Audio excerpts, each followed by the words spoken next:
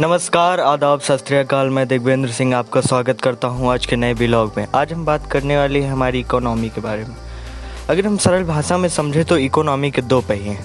पहला ministry of finance और दूसरा RBI यानी reserve bank of India. Ministry of finance जो है फिजिकल पॉलिसी द्वारा कंट्रोल की जाती है और इसके तहत टैक्सेज और स्पेंडिंग आती है। टैक्सेज जो हमारे टैक्स निकलते हैं और स्पेंडिंग में जैसे हमारी आर्मी कोटा के जो रिटायर्ड होते हैं उनकी पेंशन वगैरह, रिलीफ पैकेज एट्सेट्रा। वहीं रिजर्व बैंक ऑफ इंडिया जो है मॉनेटरी पॉलिसी द्वारा कंट्रोल की जाती है।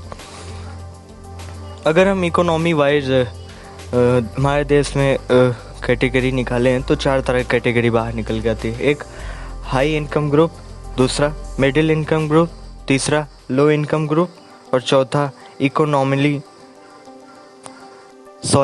Economically weaker section.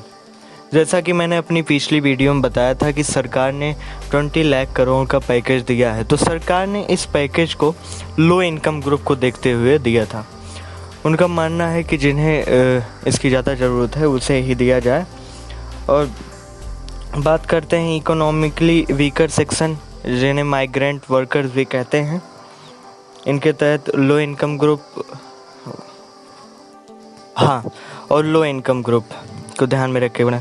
तो ये तो सच है कि इस समय सबको पैसे की ज़रूरत है, लेकिन हाई इनकम ग्रुप तथा मीडियम इनकम ग्रुप के पास एटलीस्ट खर्च करने के लिए सेविंग तो है, पर इनसे नीचे वालों के पास वो भी नहीं है। तो आइए हम बात करते हैं पैकेज के बारे में।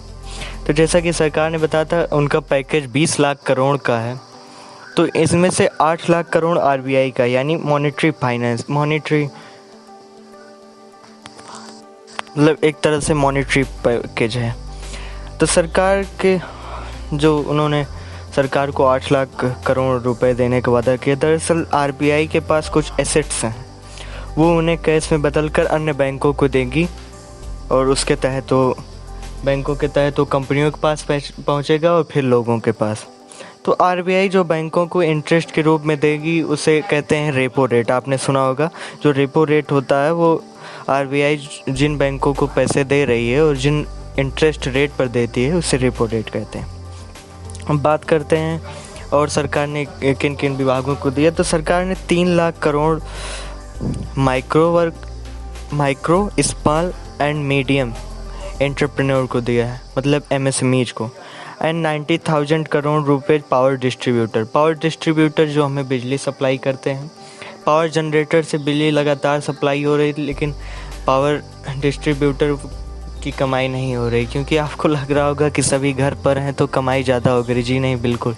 डोमेस्टिक के रूप में जो बिजली खर्च हो रही है वो कहीं ना कहीं बहुत कम है, जो कि कंपनी फैक्ट्रियों वगैरह से होती, क्योंकि फैक्ट्रियों वगैरह से काफ़ी ज़्यादा बिजली की खपत होती है।